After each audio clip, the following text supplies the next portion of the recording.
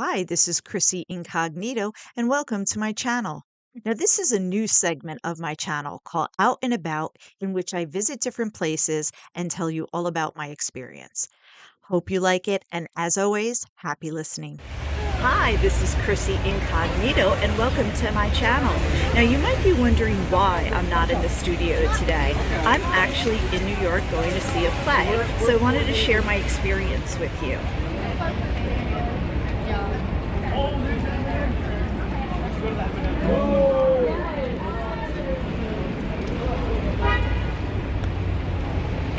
Now, thank you for joining me, and I'll see you in a little while. And remember, happy listening.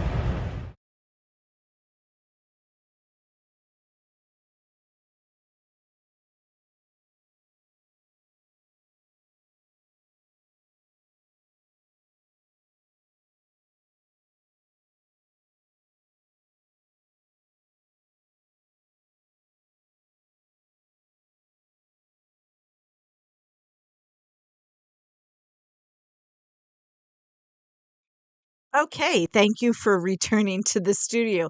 As you can see, I was in New York City seeing a play. So I wanted to go over the play because I got very excited. The last time I was in the city was before the pandemic. I had seen Aladdin.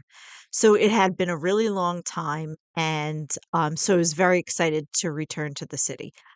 So I wanted to tell you about my experience. Okay, so I went in from a bus tour. Now, I'm from the Northeast, which can be other parts of New York, Connecticut, New Jersey, Pennsylvania, and even Delaware in some instances.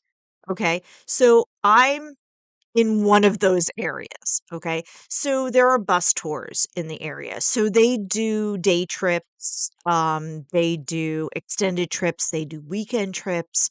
So it all depends on what you want to do. So I went to the Hamptons with this bus tour company. I went to the 9/11 museum with this bus tour company.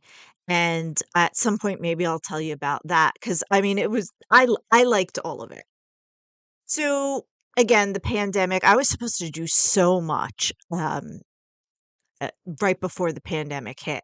Well, I should say I was planning so much before the pandemic hit in order to do things in the future, right? Because when you do things, always has to be done months in advance, sometimes a year in advance. So I will be going to Alaska in September.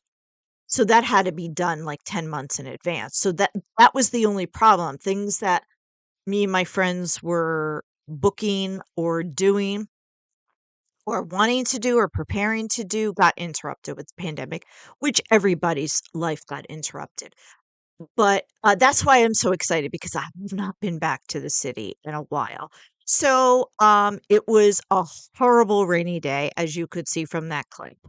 And I don't know if it's just me or that I'm older or that I haven't been in the city in over 2 years. But oh my, it was like wall to wall people. Buses and cars got this close to each other. I was like grabbing the bus, the bus seat in front of me the whole time. It's just like I didn't feel like I was in danger because obviously I'm in this big bus, so if a collision happens, and like no collision is going to happen. You're not going fast enough for a collision. Right? If anything, it's a fender bender. But it was just so close and just congested and compact. It was not as dirty or as many vagrants as I thought that there would be. I thought that there would be a lot because as you see in the Greg episodes, we used to spend a lot of time in the city. And I don't even think back then there was much homelessness going on.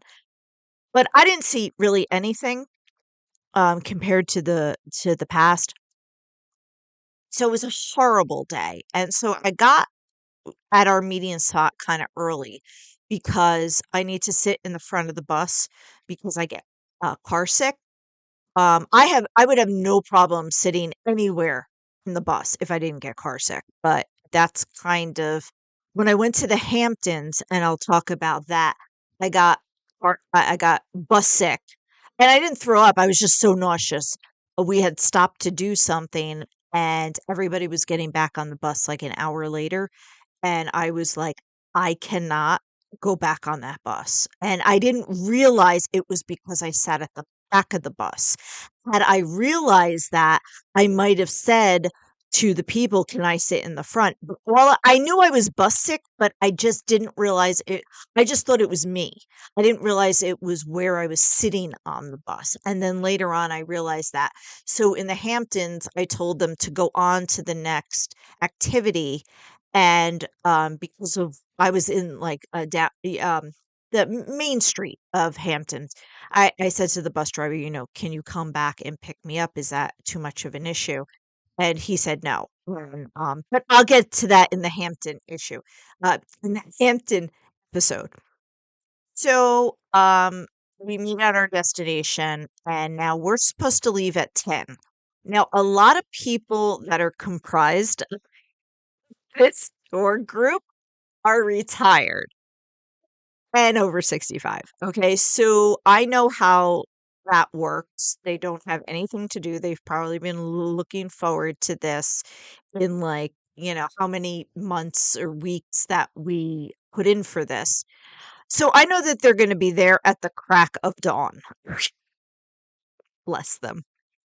So I knew that. So we were leaving at 10, and I said to myself, I said, okay, I'm going to leave the house at 9 o'clock. I'll be there at 9:10. That's how close I was. There were people there. There were about 5, 7 cars already there.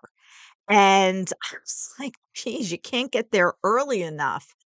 Um, so it was raining, and I went to the bus and I said, "Can we get on now?" And he said, "Yes." And I said, "Well, 'cause I got to sit in the front, so I need to get here bright and early to get a seat."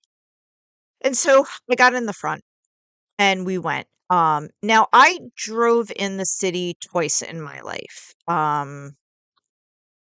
I needed a nap after each, like, occurrence. I was exhausted. Um, in the Ian episode, which is probably not out yet, but anyway, in the Ian episode, we drove in and we were trying to be beatniks in the village with our poetry, and I drove in. And then another time, I had to drive him to JFK. And it was, and of course, on my way there, he was there, so I knew where I was going. On my way home, I got lost, but whatever. I made it home. So it's exhausting to drive in the city. So I will not drive. I will only take either, like, a private tour like what I did, or public transportation, or anything.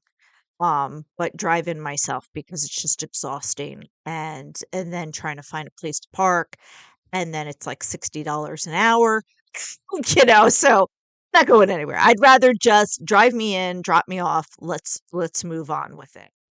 So I have my rain boots, I have my slicker. Actually, it was the slicker, the raincoat that I wore in Italy, and my umbrella. And I have my backpack and all of this kind of other stuff.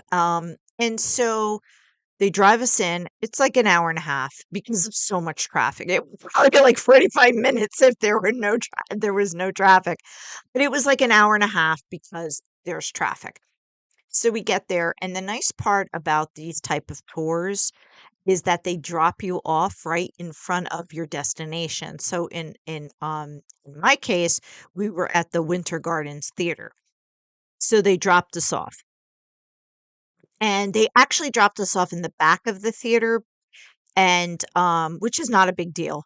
And they said, because when you come back out and look for the bus, don't look in the front. Remember, we dropped you off in the back. Okay. So half of the group was going to see one play, and my group I was with, was going to see Back to the Future, the musical. Now, at first blush, you might think it's pretty cheesy. It's awesome. I just love Broadway plays. I love it. I love it. They are amazing, amazing. And there are some Broadway plays in which the actors are amazing. But I give complete credit to the actors because it takes a lot to be able to get a part on Broadway, to stay in that part, beat out a bunch of people. So I'm not going to so much focus on that. I'm going to focus on the scenery. Okay. I can't even explain how amazing this is. Okay. So you got to remember, and the reason why it's amazing, you got to remember everything is being watched or takes place on a little stage. Okay. So you have to convey or you have to display multiple scenes in a very short, obviously, in a blink of an eye period of time and do all this stuff. And I don't know how they do it. I really don't. So the floor slides, the